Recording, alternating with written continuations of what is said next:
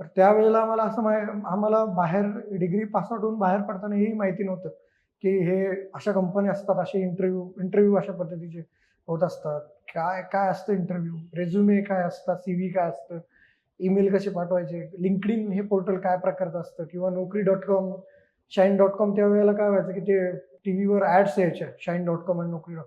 हे काय असायचं हे काहीही माहीत नव्हतं तेव्हा. म्हणजे ॲड्स दिसायच्या आम्ही जस्ट पाहायचो, हां, हे जॉबचं काहीतरी असतं बाबा असायचं. एवढंच माहिती. जॉब नाहीये.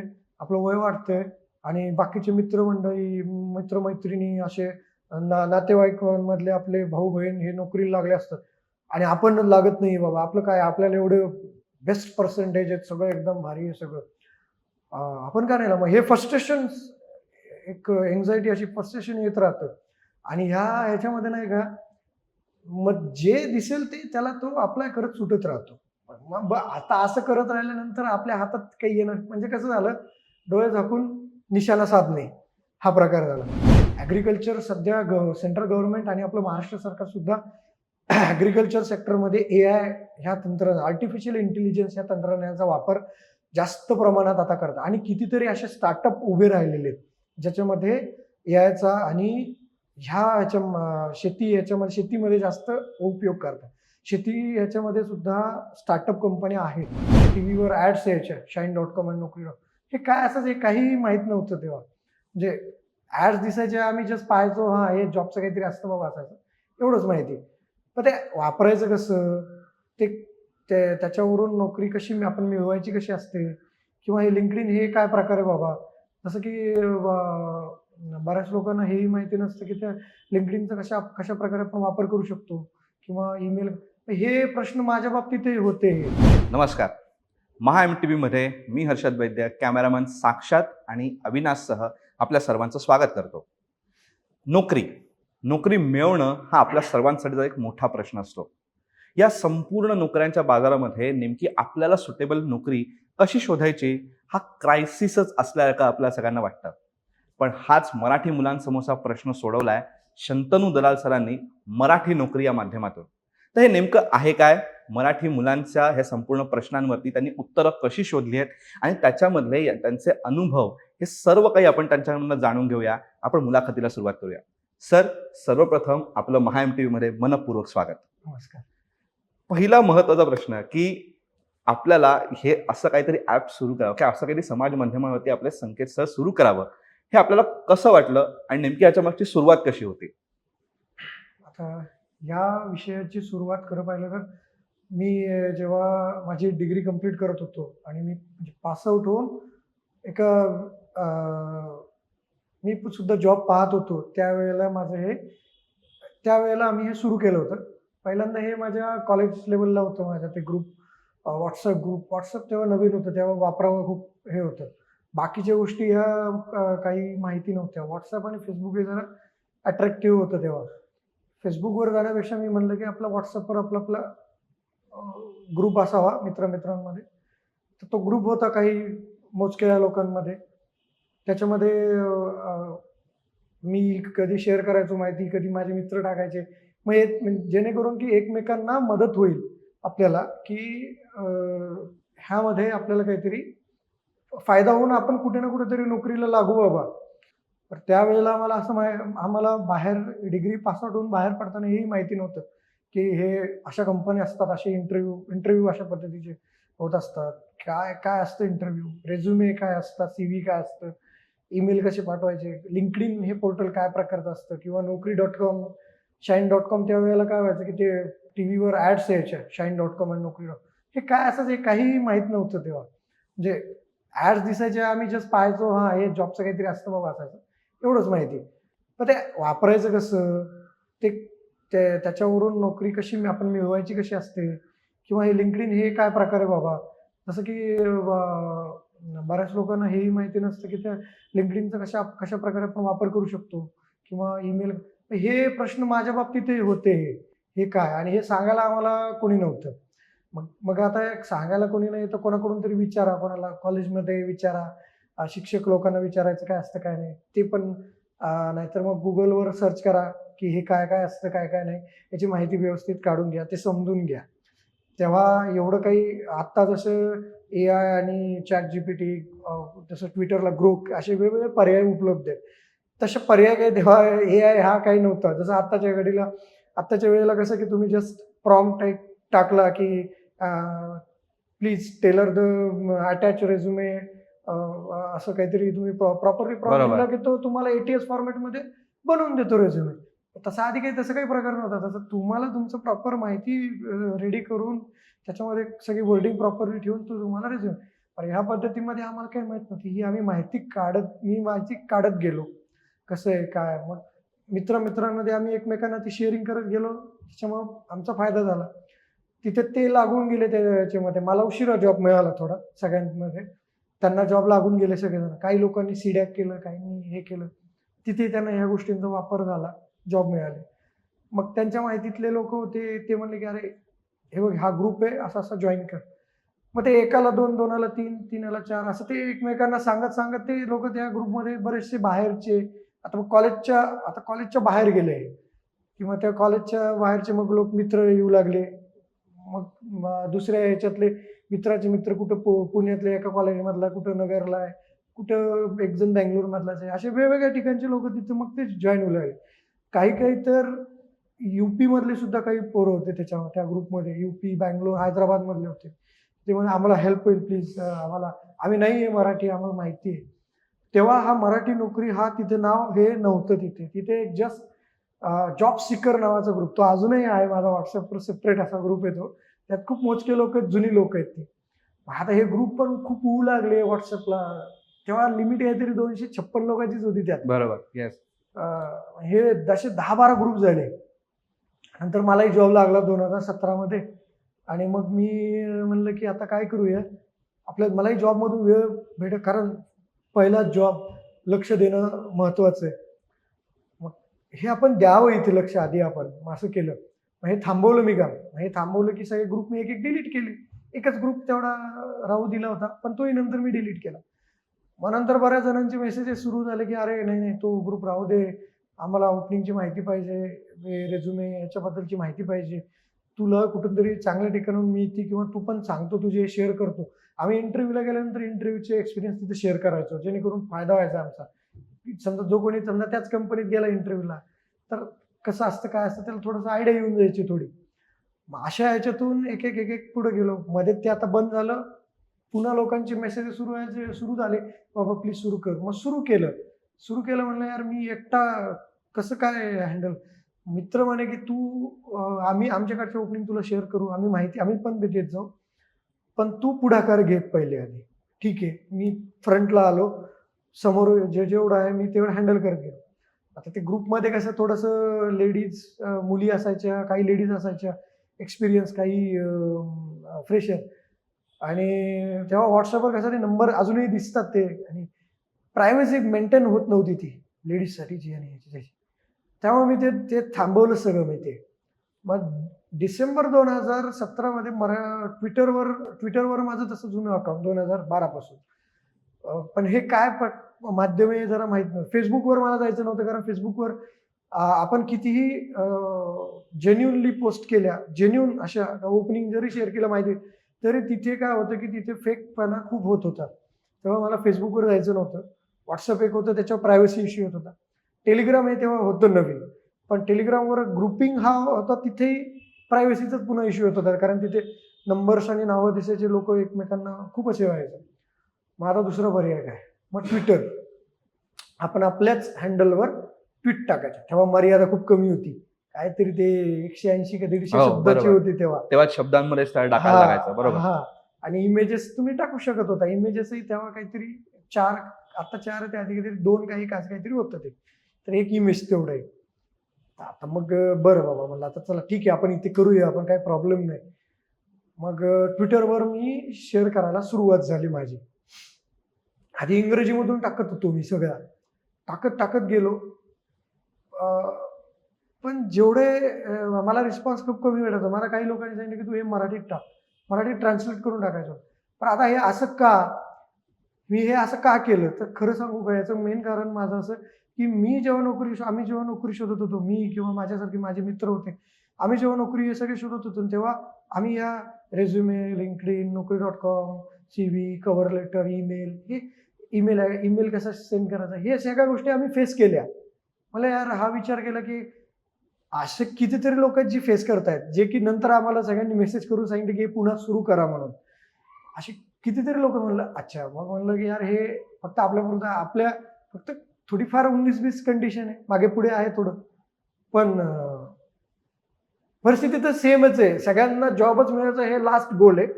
तो कशा पद्धतीने मिळवायचा याची प्रॉपरली माहिती भेटत नाहीये कुठे. एक सेंटर ठिकाणी कुठे भेटत नाहीये. मग मग त्याच्यामुळे हे ट्विटरवर सुरू केलं. मग ट्विटरवर आधी ओपनिंग शेअर करायला सुरुवात केली. एक ओपनिंग शेअर केले. मग मी जेव्हा जिथे तिथे इंटरव्ह्यू देत होतो, ते इंटरव्ह्यूची थोडक्यात कोणत्याही कंपनीचं नाव न घेता, कुठल्याही HR चं नाव न घेता, कुठे कोणती माहिती सेन्सिटिव्ह माहिती डिस्क्लोज न करता सोप्या पद्धतीमध्ये माहिती द्यायची. इंटरव्ह्यू कसा असतो, रेझ्युमे कसा असतात, त्याच्यात काय पाहिजे असतं. मी माझाच रेझ्युमे जवळपास किती वेळा, मला आठवत नसेल मी कितीतरी वेळा बदलला. बदलून ते तर तेव्हा ते कुठं शेवटी माझा काहीतरी प्रॉपरली तयार झाला एक रेझ्युमे. बऱ्याचशा मुलांना हे माहिती नाहीये की हे कसं बनवायचं काय. त्यानंतर जेव्हा जेव्हा माझं स्टार्ट झालं, ट्विटरवर जेव्हा सुरुवात झाली, ट्विटरवर टाकायला सुरुवात झाली, लोकांना ते आवडायला लागलं की बाबा हा हे फायद्याचं आहे. आणि आत्ताचा हा सध्याचा महत्त्वाचा प्रश्न आहे. नोकरी हा महत्त्वाचा प्रश्न आहे. आणि खूप साऱ्या लोकांना मिळत नाहीयेत. ह्याच्यामध्ये कन्सल्टन्सी आणि ह्या बऱ्याचशा गोष्टी आहेत, त्या फसवेगिरी खूप होत आहेत. काही ठिकाणी पैशाची लुबाडणूक होतीये, खूप ठिकाणी लुबाडलं जाते लोकांना. मग ह्या ठिकाणी हा चांगली माहिती देतोय, त्यामुळे हे लोकांपर्यंत माहिती पोहोचणं आवश्यक आहे बाबा. तर बरं मी सुरू केलं. मग माझ्या इथली जी काही माहिती आहे ती लोकांनी इतर ठिकाणी शेअर करायला सुरुवात केली, जेणेकरून काही लोकांना त्यावेळेला फायदा झाला की काय कशा ओपनिंग आहे. मग त्याच्यानंतर माझा विचार चालू होता की एक वेबसाईट सुरू करावी का. पण म्हणलं यार वेबसाईट सुरू करून तिथे लोक पाहणार नाहीत. तिथे ऍक्च्युअलमध्ये लोकांना कसं पाहिजे, ऍक्च्युअल लिंक पाहिजेत. ह्या डायरेक्ट ओपनिंगची जिथे काही तुमची ओपनिंग आहे ती ओपनिंग तुम्हाला लिंक, तर तिथे मी टाकणार, लोक तिथे येणार, मग तिथून ते त्या पोर्टलवर त्यांचे अप्लाय करायचे. किती पुटाने व्हायला लागले. म्हणजे जिथे तुम्हाला 2 सेकंदात अप्लाय करायचं आहे तिथं तुम्ही आकडा 2-3 मिनिटं घालवायला लागलात. मग हे काही कामाचं नाही. म्हणलं आपल्याला डायरेक्ट ओरिजिनल लिंक समोर ठेवून द्यायची, पाठवून समोर देऊन टाकायचं, जेणेकरून लोकांना काय होणार की इथे अप्लाय करायला पटकन सोपं जाणार. जास्त फापट पसारा ते ऍड्स आणि बाकीच्या गोष्टी काही येणार नाही. मी हे सुरू केलं. मग टेलिग्रामवर आधी ग्रुप बनवलं, पण त्यात प्रायव्हसी इश्यू आला म्हणून ते बंद केला. आणि मग चॅनल सुरू केलं. 15 ऑगस्टला सुरू केलं. आय थिंक 2019, 18 का 19ला काहीतरी मी सुरू केलं. आणि त्या चॅनल पहिल्याच दिवशी जवळपास 5,500-6 हजार लोक जॉईन झाले होते. पहिल्याच म्हणजे जेव्हा मी जसं टाकलं आणि तिथे म्हणलं बापरे, मी 2 मिनिटासाठी मला टाकू तरी काय, मला पहिला हा प्रश्न होता.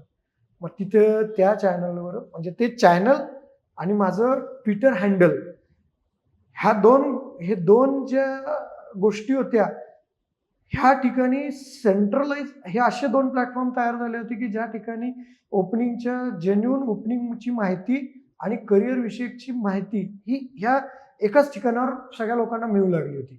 त्यामुळे इतर ठिकाणी जाणं लोक हे करत नव्हते, कारण त्यांना कळालं होतं की इथे आपल्याला जेन्युइन माहिती मिळते आणि एकाच ठिकाणी सगळं माहिती मिळते. पुढे कुठे दुसरीकडे जायची गरज पडणार नाही आपल्याला.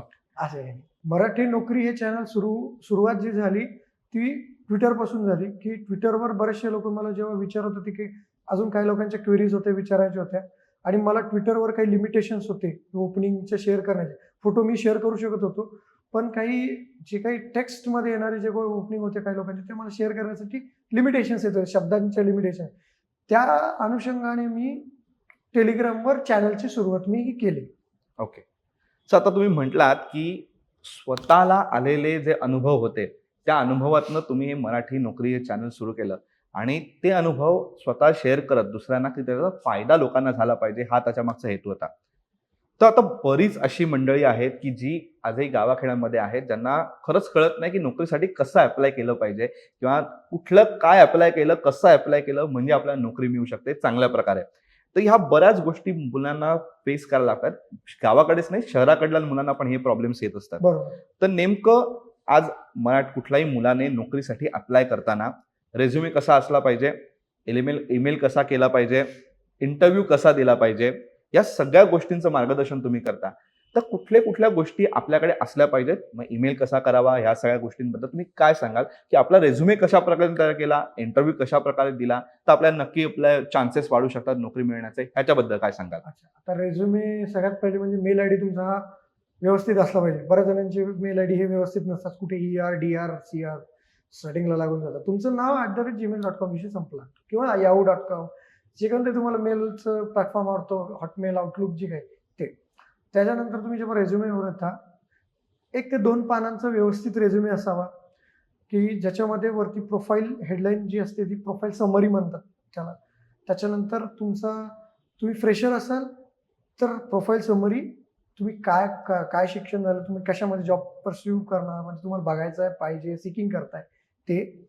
त्याच्यामध्ये त्याचे स्किल्स काही थोडेफार त्याच्यामध्ये मेन्शन असले पाहिजे प्रोफाईल समरीमध्ये. त्याच्यानंतर तुम्ही जेव्हा खाली येता एज्युकेशन्स डिटेल 10वी-12वी डिग्री, पोस्ट ग्रॅज्युएशन केलं असेल तर पोस्ट ग्रॅज्युएशनची डिटेल, जस्ट एक पर्सेंटेज आणि इयर ऑफ पासिंग. बाकीच्या गोष्टी तिथे बोर्ड कोणतं होतं, काय होतं ते तुम्ही त्यात ते मेन्शन करू शकता थोडक्यात तिथे. HSC, SSC युनिव्हर्सिटीचं नाव संपलं. त्याच्यानंतर मग तुम्ही जेव्हा येता की तुमच्याकडे स्किल्स काय काय आहेत, ते स्किल्स असले पाहिजे. त्याच्यानंतर ते स्किल्स अशा पद्धतीत असले पाहिजे की ते वर्डिंगमध्ये असले पाहिजे. जस्ट फक्त नाव नाही पाहिजे मला स्किलचं, असं सॉफ्ट स्किल, हे स्किल असे नाही पाहिजे. तर तुम्हाला नेमके आत्ताच्या टेक्निकल असेल तर टेक्निकल काय स्किल येतं, जसं की बाबा डेव्हलपमेंटमध्ये जाणार असेल तर जावा आहे, पायथन आहे, गो आहे, हे येतं. तुम्ही समजा डेव्हलपमेंटमध्ये नाही जातात, तुम्ही ऑपरेशन्समध्ये, इन्फ्रास्ट्रक्चर त्याच्यामध्ये आहात, तुम्हाला काय येतं, लिनक्स OS लेवलचं काय येतं, लिनक्स येतं. त्याच्यानंतर क्लाउड सर्व्हिसमध्ये काय येतं, AWS, Azure, GCP, काय जे काय येतं ते प्रॉपर ह्याच्यावर रीडिंगमध्ये असलं पाहिजे. त्याच्यानंतर तुम्ही जे काही प्रोजेक्ट केलेले आहात, कॉलेजचे प्रोजेक्ट केले ते पण मेन्शन करा. तुम्ही कॉलेजच्या प्रोजेक्टपुरतं मर्यादित न राहता तुम्ही स्वतःचे पण प्रोजेक्ट करा आणि ते प्रोजेक्ट करून. आता काही वेळेला मेकॅनिकल, सिव्हिल कडच्या लोकांना हे पॉसिबल नसतं, ठीक आहे, समजू शकतो. पण काही नॉन टेक्निकल्समधल्या लोकांना हे पॉसिबल आहे. त्याच्यानंतर जे टेक्निकल आहे, IT मधले जे आहेत त्यांना पॉसिबल आहे. त्यांनी हे प्रोजेक्ट्स तिथे 3-4 ॲटलिस्ट प्रोजेक्ट चांगले करून ते त्यांच्या गिटअप रेपॉझिटरीवर, त्याच्यानंतर त्यांच्या लिंक्डइन प्रोफाईलवर शेअर करणे हे आवश्यक आहे. खास करून लिंक्डइन प्रोफाईलवर शेअर करा, जेणेकरून काय होतं की जेव्हा तुमचा कधी इंटरव्ह्यू, तुमचा रेझ्युमे शॉर्टलिस्ट होतो आणि तुमचा इंटरव्ह्यू असतो, तो इंटरव्ह्यू घेणारा माणूस तुमची लिंक्डइन प्रोफाईल ओपन करत असतो. तेव्हा तुमच्या त्या प्रोफाईलवर जर हे तुम्ही शेअर केलेले जे ओपनिंग दिसत असतील तर त्याला समजून जाते की याला फक्त थेरॉटिकल नॉलेज नाही, याला प्रॅक्टिकल नॉलेज सुद्धा आहे. हा सगळ्यात मोठा ॲडव्हान्टेज आहे. कारण बाहेरच्या कॉर्पोरेट जगामध्ये किंवा कंपन्यांमध्ये लोकांना प्रॅक्टिकल नॉलेज असणारे प्रेफर लोकं करतात. पाहिजेत. का चांगलं ॲडव्हान्टेज समजला जातो का, तर ह्यांना एक आयडिया आलेली बाबा की हे कसं वर्क होतं किंवा कसं काय करायचं असतं, सिच्युएशन काय आलेली असते, काय इश्यू आलेले असतात, काय प्रॉब्लेम आहे, ते कसे सॉल्व्ह करायचे असतात, कशा पद्धतीने हँडल करायचे हे समजून घे. प्रोजेक्ट झाले, त्याच्यानंतर तुमचे जे काही तुम्हाला काही एक्स्ट्रा करिक्युलम ॲक्टिव्हिटी, आता एक्स्ट्रा करिक्युलम ॲक्टिव्हिटीमध्ये तुमच्या रिलेटेड असणार, म्हणजे जसं की बरेच जण काय टाकतात की रक्तदान शिबिर, अमुक डमुक, ते नाही पाहिजे त्याच्यामध्ये. एक्स्ट्रा करिक्युलम ॲक्टिव्हिटी अशा की जे की तुमच्या करिअरच्या रिलेटेड आहे. तुम्ही समजा इंजिनियर आहात तर इंजिनिअरिंग तुमच्या ब्रांचच्या रिलेटेड असं तुम्ही एक्स्ट्रा करिक्युलम ॲक्टिव्हिटी काय केली कॉलेजमध्ये, तर ती तिथे मेन्शन असणे आवश्यक. संपलं. हे फ्रेशर एक्सपिरियन्स लोकांसाठी प्रोफाईल समरी, तुम्ही कोणत्या कंपनी, ज्या आधी काही ज्या कंपन्यात झालेला त्यांचा एक्सपिरियन्स, बरोबर. त्याच्यानंतर एक्सपिरियन्स झाल्यानंतर स्किल्स नंतर एज्युकेशन, सर्टिफिकेशन्स काही केले असतील तर ते सर्टिफिकेशन्स, आणि तुमचे स्वतःचे काही प्रोजेक्ट केलेले असतील समजा वेल अँड गुड, तर ते प्रोजेक्ट्स तिथे मेन्शन आणि बस. वरती प्रोफाईलचं तुमचं नाव, ईमेल ID, लिंक्डइनची ID, गिटअपची ID, गिटअप असेल तर गिटअपची ID, नसेल तुम्ही नॉन IT पर्सन असाल तर mail ID, LinkedIn ID sufficient आहे. ह्याच्या पलीकडे बाकीच्या ह्याच्यामध्ये जास्त मला तरी वाटत नाही की कोणी ह्यामध्ये जास्त लक्ष देतं. ह्याच्यामध्ये जे काही बाकीच्या ज्या गोष्टी आहेत ते HRs नंतर ते हे घेतात, पण रेझ्युमेमध्ये जेव्हा तुम्ही इंटरव्ह्यूला बसता तेव्हा ह्या गोष्टी ते हायलाईट होतात. आता बऱ्याचशा लोकांना हायलाईट म्हणजे ते येलो लाईनमध्ये केलेलं ते हायलाईट नाही, तिथे जे वर्डिंग वापरतात ना, ते वर्ड असे वापरले पाहिजे की ज्याने त्यांनी ते वाचताना लगेच त्याला लक्षात आलं पाहिजे की अरे हा आपल्या प्रोफाईलसाठीच योग्यतेचा आहे, अशी वर्डिंग आहे. हे अशा रेझ्युमेचं पद्धत असली पाहिजे. आता बरेच लोकांचं रेझ्युमे पाठवताना गल्लत होते. ईमेल करताना काय करतात की ना सब्जेक्ट लाईन ना mail body, just resume attach करतात आणि सेंड करतात. रिप्लाय आणि बरेच जण नंतर रिप्लाय येत नाही, जॉब भेटत नाही. का नाही भेटत काय माहिती का? तुम्ही वरती सांगितलंच नाही सब्जेक्ट काय आहे, कशासाठी अप्लाय करता, कोणत्या पदासाठी, पोझिशनसाठी, प्रोफाईलसाठी अप्लाय करता, हे मेन्शन नाहीये. मग त्या एचआरला कसं काय समजणार? तो हे स्पॅम म्हणून जंक किंवा डिलीट करून टाकून देणार. वरती प्रॉपर हेडलाईन पाहिजे, त्याच्यामध्ये त्याच्यानंतर खाली प्रोफाईल जी मेल बॉडी असते त्यामध्ये मेल बॉडीमध्ये प्रॉपर डिटेल माहिती पाहिजे. बाबा त्याच्यामध्ये काय स्किल्स आहेत, का तुझं आपलं काय शिक्षण झालं, काय स्किल येतात, शिक्षण काय झालंय आणि काय तुम्हाला कशामध्ये तुम्ही प्रोफिशियंट आहात, चांगले आहात, हे त्याच्यामध्ये माहिती पाहिजे. त्याच्यानंतर रिझ्युमे अटॅच करायचा आणि मग त्यांना पाठवायचं. ही योग्य पद्धत आहे, जेणेकरून तेव्हा काय होतात रिप्लाय. पण आत्ताच्या वेळेला ChatGPT, ग्रोक असे कितीतरी डीपसीक झालं, त्याच्यानंतर बार्ड हे हे ह्यांचा तुम्ही वापर करू शकता. रेझ्युमे बनवण्यासाठी सुद्धा, कव्हर लेटर बनवण्यासाठी, ईमेल बॉडी व्यवस्थित बनवण्यासाठी. बरं आता तुम्ही तिथे प्रॉम्प्ट लिहिले आणि त्यांनी टाकले, जे काही लिहिलेलं आहे ते सुद्धा तुम्हाला आधी समजून घ्यावं लागणार बरं का. बरेच लोक काय करतात की जे काहीतरी टाकून देते की write mail body regarding this subject line and created. तर ते काय करतो, तो करतो तयार तो, पण ते आधी वाचून घेऊन मग ते समजून घेऊन मगच ते आपल्या मेलमध्ये घ्यावं लागणार आहे. काय तर त्यांनी तिथे वेगळंच काहीतरी लिहून दिलं, तुम्ही कॉपी पेस्ट केलं, सेंड केलं, उलटा परिणाम होऊ शकतो. तुम्ही आता एक अनुभव पण सांगितला होता की एका मुलाने एका ठिकाणी काही न वाचता डायरेक्ट ईमेल केला, पण त्याच्यामध्ये ती पोस्टच वेगळी होती आणि तो मुलगा काहीतरी वेगळ्यासाठी जॉब शोधत बरोबर. होता. तर तो अनुभव काय होता? बरोबर. आता तो अनुभव असा होता की बऱ्याचशा लोकांचं काय होतं की जॉब नाहीये, आपलं वय वाढतंय आणि बाकीचे मित्रमंडळी, मित्रमैत्रिणी असे नातेवाईकांमधले आपले भाऊ बहीण हे नोकरीला लागले असतात आणि आपण लागत नाही बाबा. आपलं काय, आपल्याला एवढे बेस्ट पर्सेंटेज आहेत, सगळं एकदम भारी आहे सगळं. आपण का नाही ना, मग हे फ्रस्ट्रेशन, एक एन्झायटी अशी फ्रस्ट्रेशन येत राहतं आणि ह्याच्यामध्ये नाही का, मग जे दिसेल ते त्याला तो अप्लाय करत सुटत राहतो. मग आता असं करत राहिल्यानंतर आपल्या हातात काही येणार, म्हणजे कसं झालं, डोळे झाकून निशाणा साधणे हा प्रकार झाला. म्हणजे जर लागली तर लागली निशाण्यावर, नाही तर ती इतर कुठेही चालत राहणार, अशा पद्धतीने. मग असं करू नये. सगळ्यात पहिले आपल्या रिलेटेड ती जर खरंच ओपनिंग असेल तरच तिथे अप्लाय करा, किंवा आपल्या रिलेटेड ती आहे बा, पण ते स्किल आपल्यासाठी आहेत का ते बघितले पाहिजे. ते स्किल त्यात ज्यांनी काही मेन्शन केलेले, त्यात एक्सपिरियन्स मेन्शन केले, आपल्याला तेवढा एक्सपिरियन्स आहे का. बरेच लोक काय करतात की ती फ्रेशर आहे आणि तो तिथे त्याला ते स्किल येतात, नॉलेज आहे सगळं, पण त्यांना 2 वर्ष एक्सपिरियन्स असलेला माणूस पाहिजे ना, किंवा 4 वर्ष एक्सपिरियन्स असलेला माणूस पाहिजे. ठीक आहे, एक वेळ तुम्ही तुमच्याकडे ते स्किल असताना तुम्ही अप्लाय करणं समजू शकतो, पण तुमच्याकडे ते स्किलच नाहीये आणि त्यांनी एक्सपिरियन्स सांगितलाय, पण पोझिशनसाठी तुम्हाला तीच प्रोफाईल पाहिजे म्हणून तुम्ही अप्लाय करतात, पण ते कसं भेटणार? नाही भेटणार. तर मेल लिहिताना आधी कधीही मेल तुम्ही एखाद्या ठिकाणी एखाद्या ओपनिंगला पाठवत असाल तर ते पहिले बघायचं की आपल्या रिलेटेड आहे का. आपल्या रिलेटेड आहेत तर त्यांना व्यवस्थित मेल रेझ्युमे करायचा. नाहीतर जे आपल्या रिलेटेड नाही आहे ना त्याला आपण पाठवत राहिलो आणि आपण मग कोणी जर विचारलं आपल्याला, अरे खूप ठिकाणी अप्लाय करतोय पण काही कुठंच रिस्पॉन्स नाही, का रिस्पॉन्स नाहीये?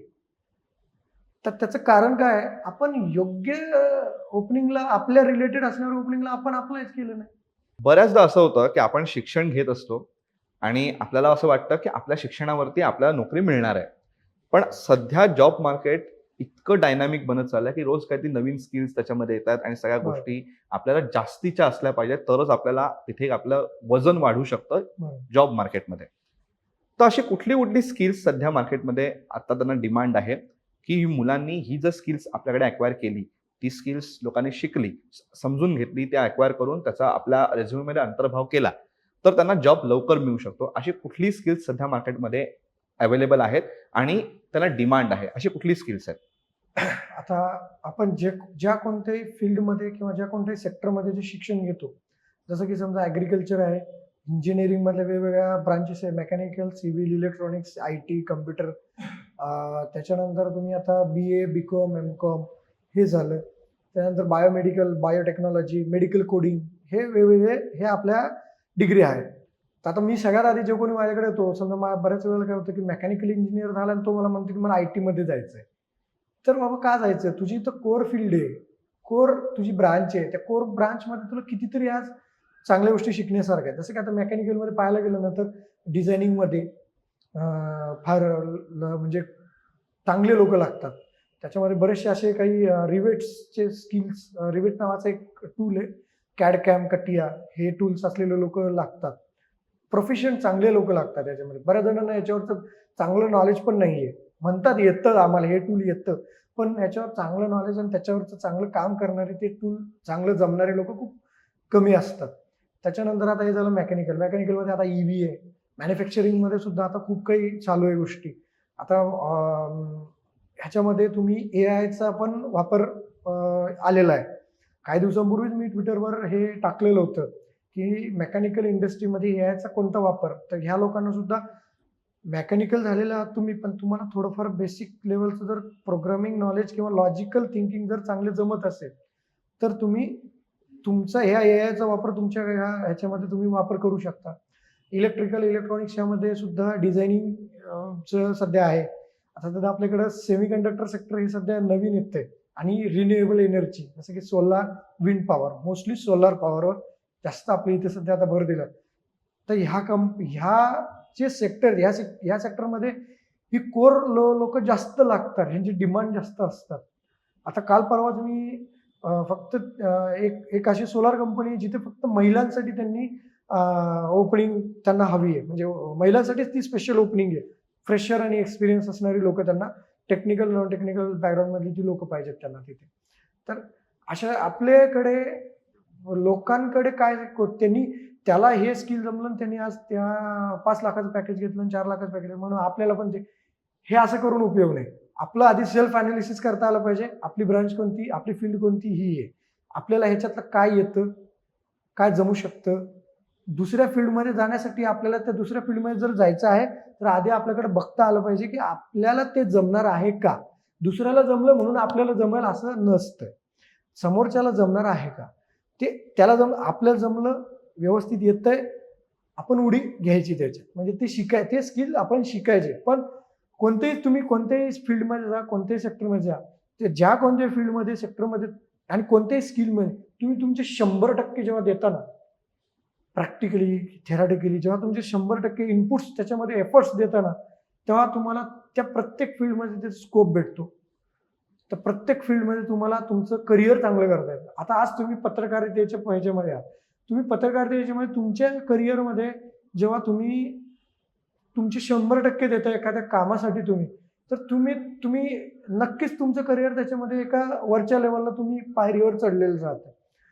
पण आता इथे बऱ्याच जणांचा प्रश्न येतो की आम्हाला पॅकेज कमी आहे आणि त्यांना पॅकेज जास्त आहे. आमच्या फील्डमध्ये मी आता BCom झालेलो आहे आणि मला पॅकेजच कमी आहे. तो IT मध्ये जेव्हा गेलेला आहे आणि त्याला पॅकेज माझ्यापेक्षा जास्त आहे. हा बऱ्याच लोकांना प्रश्न येतो. मग अशा कंडिशनमध्ये तुझं BCom झालंय, ओके. तुझ्या याच्या रिलेटेड काय काय स्किल आहेत, XY हे जे काही आहेत ते DTP टॅली आपण समजा बेसिक लेवलला जाऊ. ह्याच्या पलीकडे जाऊन आपल्याला काय नॉलेज घेऊ शकतो आपण. SAPचे वेगळे मॉड्यूल आहे. एंटरप्राइज लेवलला आपण तिथे एंटर करू शकतो का. त्याच्यानंतर आपण MBA मध्ये कोणती एखादी डिग्री, हे इकडे नोकरी करत करत शिक्षण घ्यायचं कधी पण. असं नाही करायचं की नोकरीला लागलं की आता ते नोकरी, नाहीतर मग शिक्षण आधी सगळं डिग्री, मास्टर डिग्री पर्यंत कम्प्लीट करायचं, मग नोकरी, मग नाही करायचं, मग नाही. तुम्ही नोकरी करत करत डिग्री करायची, तुमची पुढची डिग्री कंप्लीट करायची, मग तुम्ही MBA करा. तुम्हाला MBA मध्ये कितीतरी फील्ड आहेत, जसं की आता तुम्ही MBA सेल्स मार्केटिंग आहे. मार्केटिंगचा माणूस सगळ्या कंपन्यांमध्ये लागतो, बरोबर. सगळ्या सेक्टरमध्ये लागतो. फार्मास्युटिकल, जर्नलिझम मधल्या सेक्टरमध्ये, त्याच्यानंतर तुम्ही IT इंडस्ट्रीमध्ये, मॅन्युफॅक्चरिंगमध्ये, ऑटोमोबाईलमध्ये, हर एक सेक्टरमध्ये, इलेक्ट्रॉनिक्स, सेमीकंडक्टर सेक्टर, सगळीकडे मार्केटिंगचा, सेल्सचा माणूस लागतो. तुम्हाला जर समजा मार्केटिंग झालं आणि तुम्हाला IT कंपनीत जायचंय, तुम्ही IT कंपनीत जाऊ शकता तिथल्या मार्केटिंगमध्ये. आणि तुम्ही तुमच्या मित्राच्या लेवलच्या पगारानुसार तुम्ही येऊ शकता. आज तुमचा पगार कमी आहे, उद्या तुमचा पगार कमी असणार आहे का? नाही. आज आहे ठीक आहे, आज आहे ठीक आहे, पण ती परिस्थिती बदलण्याचं सगळं स्किल आपल्या हातात आहे. बरोबर. आता थोडक्यात सांगेल मी की आत्ताच्या कंडिशनमध्ये तुम्ही कुठे कुठे चांगल्या सेक्टरमध्ये चांगलं काम करू शकता.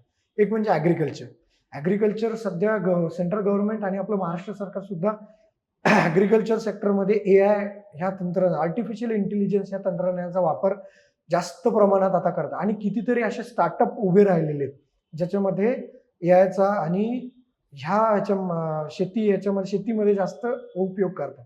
शेती याच्यामध्ये सुद्धा स्टार्टअप कंपन्या आहेत. बरोबर. पारंपरिक शेतीची पद्धत ही आपण करतोच आहे, पण त्याच्यासोबत ही पारंपरिक पद्धत अजून चांगली प्रगत कशी करता येईल तर ते AIचा वापर करून किंवा अजून कोणते नवनवीन तंत्रज्ञान वापरून आपण ते पुढे करता येऊ शकतो. त्याच्यानंतर येतं आता तुम्ही जर IT ह्याच्यामध्ये जात असाल तर सायबर सिक्युरिटी, क्लाउडमध्ये ह्याच्यामध्ये तुम्ही टर्न करू शकता. डिजिटल मार्केटिंग पण खूप उत्तम पर्याय आहे. त्याच्यानंतर मेडिकल कोडिंग हा एक नवीन पर्याय आलेला आहे. त्याच्यामध्ये मेडिकल कोडिंग हे सेक्टर भारतामध्ये आहे, अजून आलेलं आहे आता चांगल्या ह्याच्यामध्ये बऱ्याच ठिकाणी हे यूज होतं. त्याच्यानंतर फार्मा तर कोर सेक्टर आहे, याच्यामध्ये तुम्हाला तर कधीच काही कमी नाही. बरोबर. लागेल तितकं उभं आहे तुमच्याकडे. झालं फार्मा झालं. त्याच्यानंतर तुम्ही सायबर IT मध्ये बघायला गेलं तर तुम्ही डेव्हलपमेंट जाऊ शकत असाल तर जावा, पायथन ह्या लँग्वेज चांगल्या आल्या पाहिजे. मॅन्युफॅक्चरिंग आणि सेमीकंडक्टर हे भारतामध्ये आता सध्या खूप नवीन सुरुवात आहे याची. तर ह्याच्यामध्ये जाणं हे खूप जे कोर फील्डमधले लोक आहेत खरं त्यांनी याच्यामध्ये एंट्री करावी. रिन्युएबल एनर्जी आहे, जसं की सोलार म्हणालो मी आत्ता. सोलारवर सध्या खूप ठिकाणी याच्यामध्ये सोलार म्हणजे फक्त काय त्याचे मॅन्युफॅक्चरिंग ज्या कंपन्या त्या ठिकाणी खूप सारे लोक लागतात. बरोबर. वेगवेगळ्या फील्डमध्ये लागतात. मार्केटिंग लागतं, सेल्स लागतं, टेक्निकल्स लागतात. त्याच्यानंतर नॉन टेक्निकल्समध्ये पण अकाउंट्स डिपार्टमेंट हे लोक लागत असतात. तर त्याच्यानंतर तुम्हाला जर स्वतःच हे करायचं असेल फ्रीलान्सिंग हा एक सगळ्यात मस्त चांगला पर्याय आहे. फ्रीलान्सिंगच्या काही वेबसाईट्स असतात, त्याच्यावर तुम्ही फ्रीलान्सिंगचे जॉब सर्च करून तुम्ही फ्रीलान्सिंगमध्ये सुद्धा जाऊ शकता. म्हणजे Okay. फ्रीलान्सिंग 3-4 ठिकाणी तुम्ही काम घ्यायचं, 2 ते 3 तासाचं काम राहतं दर दिवसाला. अशा 3-4 कंपन्यांमधलं जर तुम्ही काम करताय तर ते तुम्हाला पर आवरली किंवा पर आवरली तुम्हाला पे करत असतात, पैसे देत असतात. बरोबर. मंथली किंवा वीकेंडला असे. तर हे Okay. असे बरेचसे पर्याय आहेत. तुम्ही आता बऱ्याच स्किल्स बद्दल सांगितलं की जे आपल्याला आपल्या शिक्षणाबरोबर ती अक्वायर करून आपण जॉब मार्केटमध्ये आपण आपला रेझ्युमे किंवा आपलं स्थान बळकट करू शकू. पण आता असे बरेच ना आपल्या आजूबाजूला क्लासेस उघडलेले दिसतात की तुम्हाला हे शिकवल्यानंतर 100% प्लेसमेंट. म्हणजे मी ठाण्याला राहतो. ठाणा स्टेशन ते ठाण्याच्या मेन रस्त्यापर्यंत येईपर्यंत मला 4 ते 5 क्लास दिसतात की ज्याच्यामध्ये त्यांनी बोर्ड लावलेला असतो की हे स्किल घ्या, आम्ही 100% प्लेसमेंट देऊ. तर हे काय नक्की आहे? खरंच ह्याच्यातून नोकरी मिळते का? आणि खरंच ह्याच्यातून काय होतं काय? हे काय नक्की गौड बंगाल काय? तुम्हाला जे काही स्किल डेव्हलपमेंट करायचंय तर मी सजेस्ट करेल की सेल्फ लर्निंग करा. सेल्फ लर्निंग कुठून करू शकता की असे कितीतरी प्लॅटफॉर्म आहेत.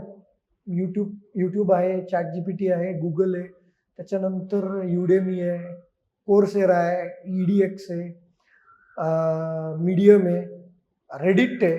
ह्या सारख्या माध्यमांमध्ये तुम्हाला जे काही स्किल शिकायचे त्याच्यावर तुम्ही फ्री ऑफ कॉस्ट तुम्ही सेल्फ लर्निंग थ्रू शिकू शकता.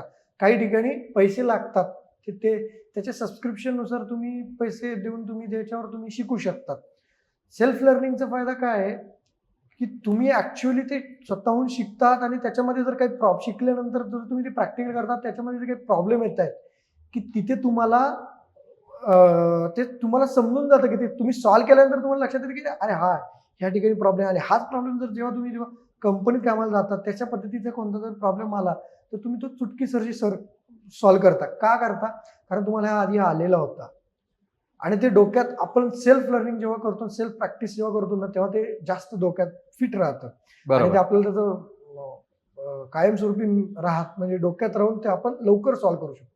आता क्लासेस बऱ्याच काही असे कोर्सेस असतात की जिथे क्लासेस लावावंच लागतात. जसं की आता मेकॅनिकल सिव्हिल या फील्डमधले किंवा BA BCom झालेल्यांमधले पण काही काही आहेत अशा गोष्टी की ज्या क्लासमध्ये जाऊन SAP ज्यांना शिकायचं आता हे ते इन्स्टिट्यूटमध्ये जाऊन शिकावं लागतं. आता असे ऑथराइज इन्स्टिट्यूट काही जर असतील तर त्या ठिकाणी शिकणे, जसं का आता मेकॅनिकलच्या काही गोष्टी तुम्हाला शिकायच्या आहेत, काही CAD CAM कटिया आहे, काही टूल शिकायचे किंवा मॅन्युफॅक्चरिंगमधले काही टूल शिकायचे, तर आपल्याकडे इंडो जर्मन टूल रूम आहे, छत्रपती संभाजीनगरला आहे. इथं खूप कमी किमतीमध्ये उत्तम प्रकारे शिक्षण घेतात. बरं आता इंडो जर्मन टूल रूम हे जे आहे हे सेंट्रल गव्हर्नमेंटचं आहे, त्यामुळे इथे जे काही तुम्हाला सर्टिफिकेट मिळते ते सर्टिफिकेट सुद्धा व्हॅल्युएबल आहे. दुसरं की SAP हे करायचंय तर यांचे ऑथराइज सेंटर कोणते आहेत हे त्यांच्या वेबसाईटवर माहिती मिळून जाते तुम्हाला. त्या ठिकाणी तुम्ही हे कोर्सेस करावे जे काही करायचे आहेत ते.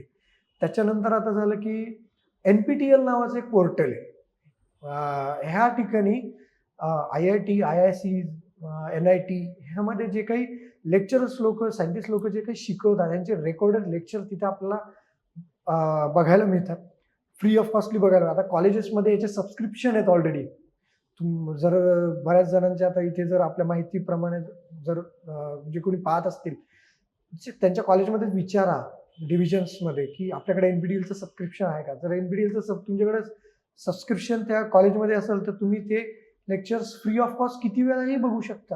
म्हणजे जे IIT, NIT, IICs मध्ये जी लोक जे शिक्षण घेतात ते शिक्षण आपल्याला आपल्याच कॉलेजमध्ये फ्री ऑफ कॉस्ट बघायला मिळते.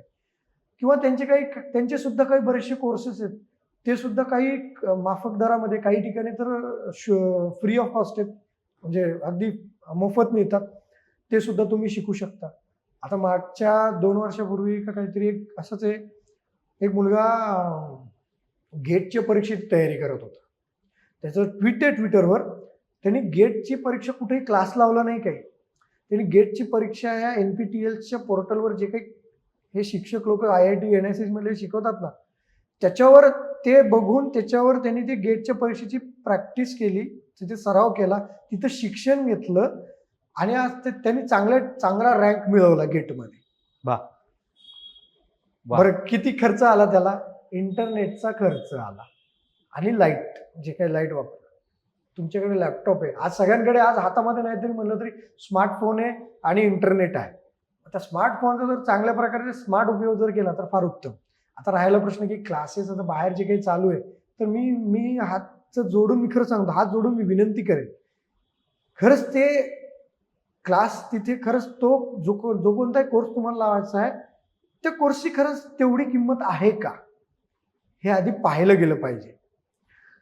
तो कोर्स आपल्याला YouTube किंवा इतर ऑनलाईन प्लॅटफॉर्मवर उपलब्ध आहे का आणि तो आपल्याला समजतोय का ते बघितलं पाहिजे. आणि ज्या ठिकाणी आपण कोर्स ज्या काय कोणत्याही क्लासेसमध्ये म्हणा किंवा इन्स्टिट्यूटमध्ये म्हणा तुम्ही लावणार आहात की खरंच ते इन्स्टिट्यूटमध्ये खरंच तेवढं चांगलं शिकवलं जातं आहे का. जर जात असेल तर खरंच लावावा आणि खरंच तेवढी त्याची फीस आहे का त्या कोर्सची, तर तुम्ही पाऊल पुढे टाकावं. आणि जर नसेल काही तसंच तर आपला पैसा आणि वेळ खरंच सांगतो वाया घालवू नये. आज पैसा तुम्ही 10 रुपये घालवत आहात, उद्या ते तुम्ही 10चे 20 रुपये कमवू शकता किंवा 10 रुपये सुद्धा ते दशांश कमवून आणू शकता जे गमवलेले आहेत. पण तुमचं जर 10 मिनिटं, 10 दिवस, 10 महिने जे वेळ घालवलेला आहे तो वापस आणता येत नाही. तर ती चूक करू नका. आधी पूर्ण माहिती घ्या. कोणत्याही जे काही भ्रमात जाऊ नका. बऱ्याच लोकांना काय होतं की कोर्स केला म्हणजे मला आता नोकरी मिळणार. कोर्स करून नोकरी नाही लागत. त्या कोर्समध्ये तुम्ही जे काही स्किल नॉलेज घेता ना त्याच्या जोरावर तुम्हाला नोकरी लागणार आहे. कोर्स करून नोकरी जर लागली असती तर आज लोकांनी 10 कोर्स केले असते, आज मॅनेजर पोझिशनला जाऊन बसले असते. तुमच्याकडे जेवढे चांगले स्किल्स आहेत, नॉलेज आहे, तुम्हाला जॉब मिळवण्यासाठी कधी कोर्स करायचा नाही बरं का. स्किल मिळवण्यासाठी कोर्स करायचा. तुम्ही जेवढं स्किलच्या मागे लागाल तेवढा जॉब तुमच्या जवळ येतो. तुम्ही नॉलेज आणि स्किलच्या मध्ये जर तुम्ही परफेक्ट असाल ना आज, तर तुम्हाला नाही म्हणलं तर तुम्हाला जॉब मिळणार आज 100% जॉब मिळणार. तर तुमच्याकडे नॉलेज आणि स्किलच नाहीये आणि जस्ट फक्त आपण कोर्स केलाय. बरेच जण मला म्हणतात की मी हा कोर्स केलेला आहे XYZ नावाचा, मला कुठे काही ओपनिंग असेल तर सांगा. राजा तुला ह्याच्यामधलं काय नॉलेज आहे मला ते सांग. काय स्किल येतात तुला, तू हे प्लीज कृपया सांग. पण जर तुला याच्यातले काही स्किलच येत नाही तर मग तू कोर्स काय, म्हणजे ते कोर्स केलं तू पण ते फक्त वेळ वाया घालवला आणि आई वडिलांच्या मेहनतीचे पैसे वाया घालवले. बरोबर. म्हणजे याच्यामध्ये नक्की असं म्हणायला पाहिजे की ते थ्री इडियट्समध्ये आमिर खानचा जो डायलॉग आहे की कामयाबी पाने के लिए नहीं, काबिल होने के लिए पढो. बरोबर. तर ते ह्याच्यामध्ये जास्त लागू जास्त पडतं लागू असं पडतं. मला वाटतं. तर पुढे जाताना मला आता खरंच असं पुढे विचारायचं आहे, की आता तुम्ही एवढ्या सगळ्याबद्दल तुम्ही मला सांगितलंत आणि आज आपण जवळपास 3,000 पेक्षा जास्त लोकांना आतापर्यंत आपण मार्गदर्शन केलंय. तर असे काही चांगले अनुभव तुम्हाला आले असतील, की गावखेड्याचा एक कुठलातरी मुलगा आहे, त्याला आपल्या जॉब पोर्टलच्या माध्यमातून त्याला नोकरी मिळाली आणि त्याने तुम्हाला अनुभव शेअर केला.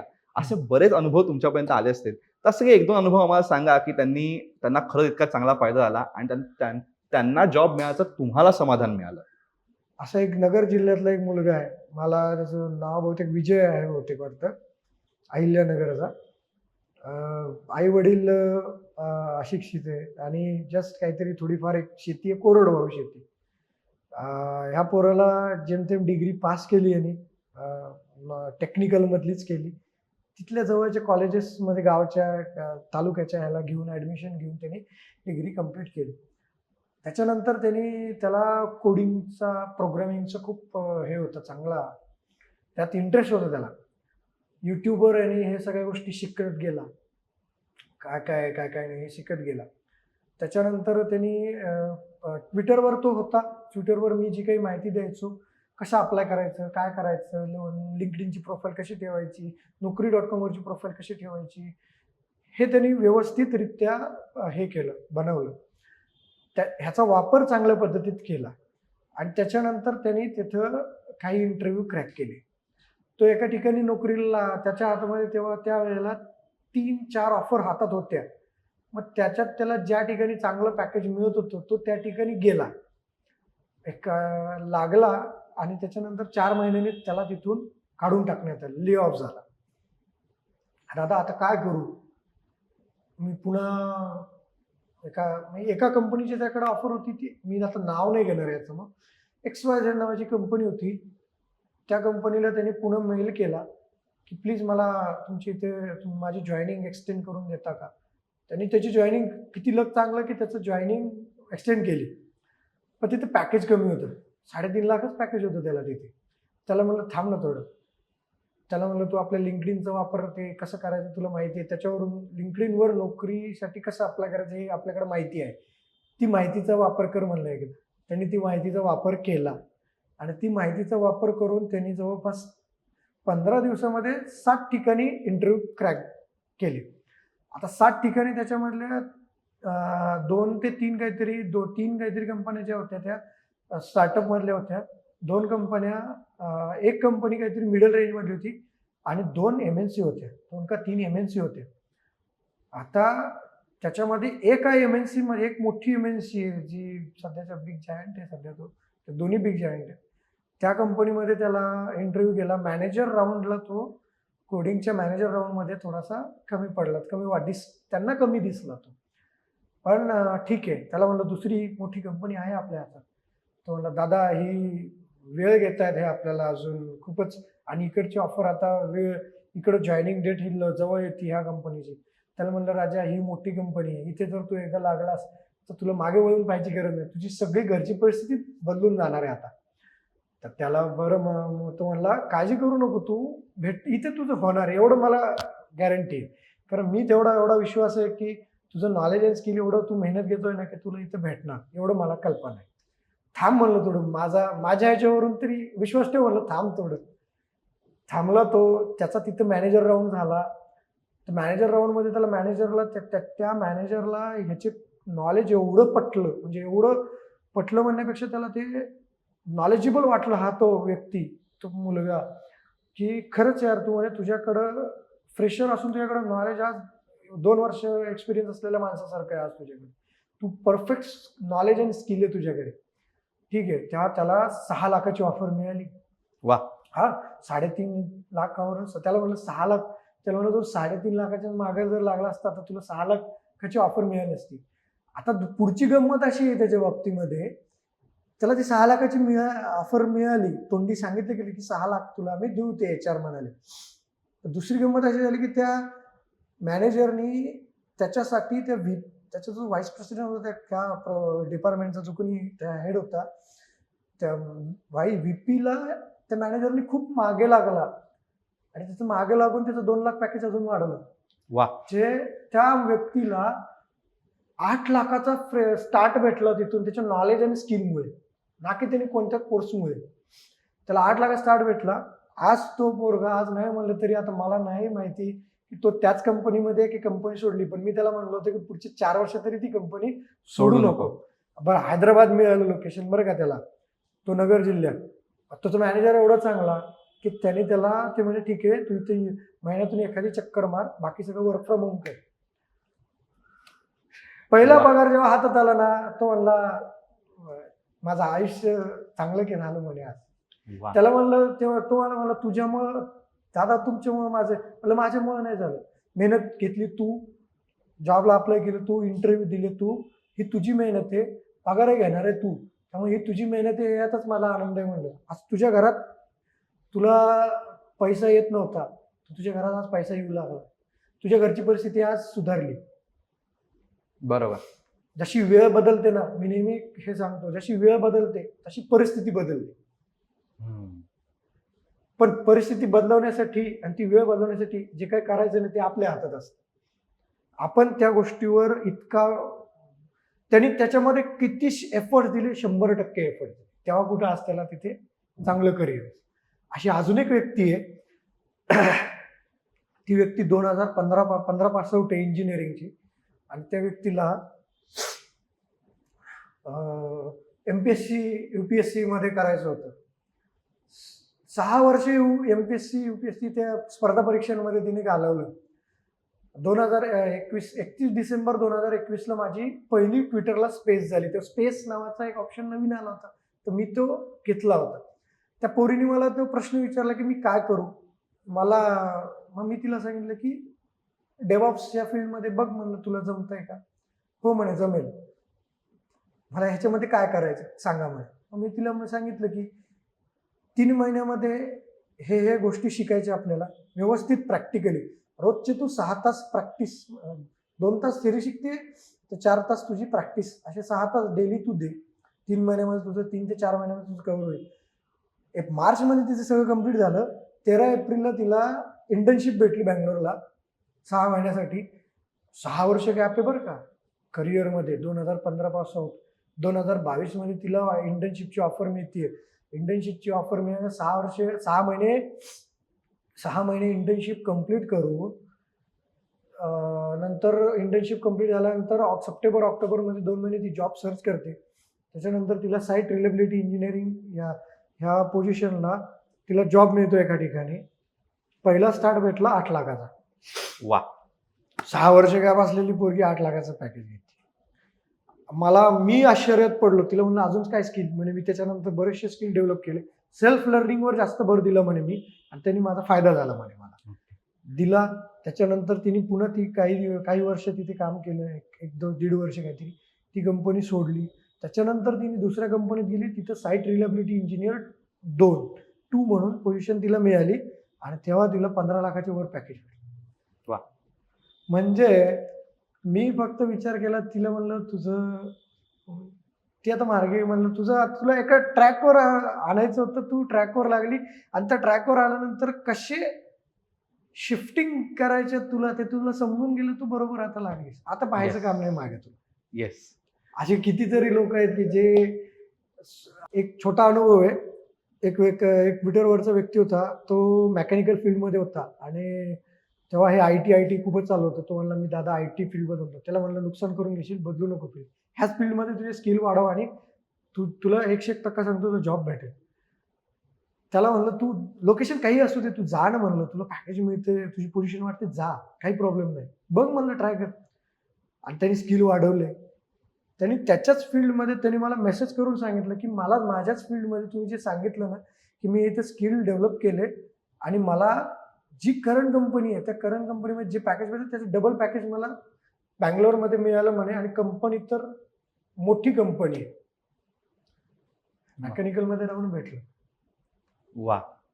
म्हणजे इतके जबरदस्त अनुभव तुम्ही सांगताय. म्हणजे तुम्ही आता सांगताना सुद्धा आम्हाला ते इतकं जबरदस्त वाटते, की काय त्या मुलांच्या आयुष्यामध्ये बदल झालाय, की फक्त त्या योग्य मार्गदर्शन योग्य माहिती. मिळाल्यामुळे. हे सगळ्यात महत्त्वाचं. तर इंटरव्ह्यूच्या शेवटाकडे येताना मला एक तुम्हाला प्रश्न विचारावासा वाटेल, की तुम्ही एवढं सगळं मार्गदर्शनाचं काम करता, पण ते सगळं फ्री ऑफ कॉस्ट आहे. हो, तुम्ही सगळं फक्त मोफत आणि आहे, फक्त सगळं फ्री ऑफ कॉस्ट. समाजसेवा म्हणून ही गोष्ट करता. तर हे का असं वाटतं तुम्हाला, की हे समाजसेवा म्हणूनच केलं पाहिजे? आणि ह्याच्या मागची आपली प्रेरणा काय? समाजसेवा लोकांच्या दृष्टिकोनातून समाजसेवा आहे, पण माझ्या दृष्टिकोनातून ती माझी हॉबी आहे.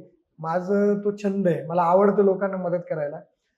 आता हे फ्री ऑफ कॉस्ट का? तर बऱ्याच ठिकाणी पैसे देऊन सुद्धा लोकांचं नुकसानच झालेलं आहे. आणि फ्री ऑफ कॉस्ट आणि ही माहिती खरं पाहिलं तर ही फ्री ऑफ कॉस्टच अवेलेबल आहे सगळीकडे. फक्त लोकांना ती कशी आहे, कुठे हे माहीत नाही. पण मराठी नोकरी ह्याच्या माध्यमातून किंवा मराठी नोकरीच्या टेलिग्रामच्या चॅनलच्या माध्यमातून ही एका ठिकाणी सेंट्रलाइज झाली. सेंट्रलाइज झाल्यामुळे एकाच ठिकाणी त्यांना कुठे दुसरीकडे 10 ठिकाणी जाण्याची गरज नाही पडली. एकाच ठिकाणी ही सगळी माहिती मिळू लागली. ओपनिंगची पण माहिती मिळू लागली. कसं अप्लाय करायचं, काय करायचं ह्याची माहिती मिळू लागली. करिअर कसं निवडायचं ह्याचीही माहिती मिळू लागली. मग जेणेकरून की दुसरीकडे कुठं जायची का गरज आहे आपल्याला? दुसरं आपलं सेल्फ अॅनालिसिस करून आपल्याला इथे इथे योग्य ती माहिती मिळते, तर मग का आपण हे करायचं? मग फ्री पेडकडे का जायचं? पेडकडे जाऊन आपल्याला खरंच तिथं योग्य ती माहिती मिळेलच का? ह्याची कुठं बऱ्याच लोकांना शाश्वती मिळत नाही. सध्या बऱ्याचशा वेळेला माझ्या घरात असं म्हणलं जातं, की हे जग खऱ्याचं नाही तर खोट्यांचं आहे. बरोबर. म्हणजे खोटीच माहिती बरीचशी बाहेर हे जाते. म्हणजे लुबाडणं हे फसवणूक करणं हे बऱ्याचशा ठिकाणी जातं. बऱ्याच ठिकाणी असं होतं, की बऱ्याचशा अशा चांगल्या पण काही कन्सल्टन्सी आहेत, की ज्या पैसे न घेता योग्य मार्गदर्शन करतात, माहिती पण देतात. अशा आहेत. मी ह्याच्याबद्दल नाही करणार. पण काही याच्यामधल्या ज्या काही कन्सल्टन्सी किंवा काही जे क्लासेस आहेत, ज्याच्यामधून काही लोकांचं नुकसानही झालेलं आहे.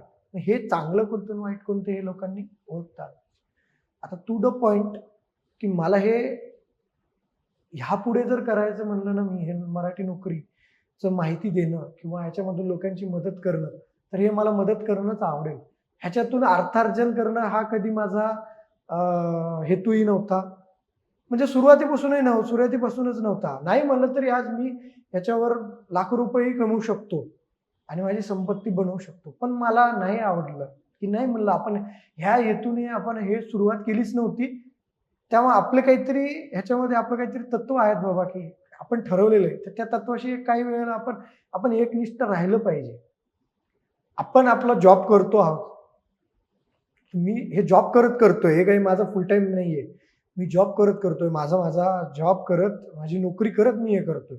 पण आपल्याला आपल्या नोकरीमध्ये जी मेहनत करून जे आपल्याला मिळतंय, ते त्या ठिकाणी आपण खूप समाधानी आहोत. बरे 2 पैसे तिथे आपल्याला 2 लाख कमी मिळू दे, पण आपण समाधानी आहोत. पण ह्या माध्यमातून पैसे कमवणं का नको?